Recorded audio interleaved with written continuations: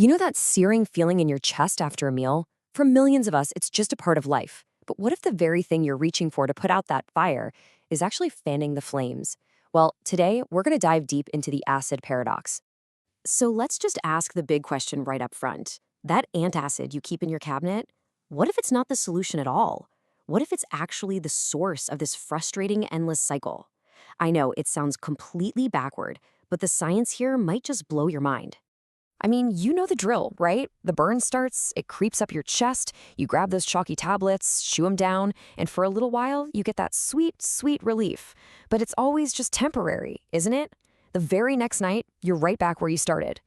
Yeah, this whole cycle of burn and relieve, it might actually be a trap. Let's really look at how that quick fix, that thing that seems so logical, could be setting you up for even worse digestive problems down the road. And here it is. This is where everything we thought we knew gets turned completely on its head.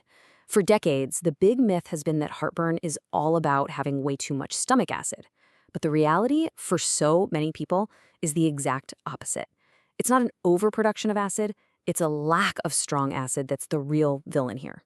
This quote from our source material just sums it up perfectly. Think about it. We're taking a pill to fix a symptom, but that pill is creating the very condition that causes the symptom to begin with. It's the definition of a vicious cycle. And the long-term effects? They go way beyond just an upset stomach. Constantly using these acid reducers can actually block your body from absorbing crucial nutrients like B12, magnesium, and zinc. Over time, this can lead to something called achlorhydria, which literally just means not enough stomach acid. And what's the main symptom of that? Ironically, it's heartburn. Okay, so what is actually going on inside your body to make this happen? To really get it, we need to look at the science of a tiny but super important security valve at the very top of your stomach. First, let's establish a baseline. This number, 1.5 to 3.0, that's the target pH for a healthy stomach. And just to put that in perspective, that is extremely acidic. It has to be. That's how it breaks down food and kills off any nasty stuff we might swallow. So let's meet the star of the show, the lower esophageal sphincter. The easiest way to think about it is like a little door, a security gate between your esophagus and your stomach. When it's doing its job right, it keeps everything locked down inside the stomach where it all belongs. So what tells this little door to slam shut and stay locked? Well, the trigger is that super strong, highly acidic environment we were just talking about. Your body uses that high acidity as a clear, unmistakable signal to lock that door tight. So picture this. When your stomach acid is strong, hitting that target pH, bam, the valve gets the signal and it slams shut. Nothing's getting back up.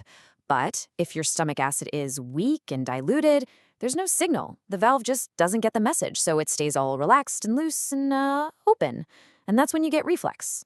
And this is where the antacid comes in and messes everything up.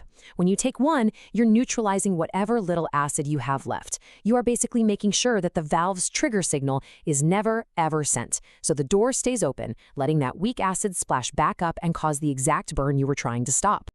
So if killing the acid isn't the answer, what is? Well, we have to flip the script. Let's look at a routine that's designed to work with your body, not against it, by actually rebuilding your natural stomach acid.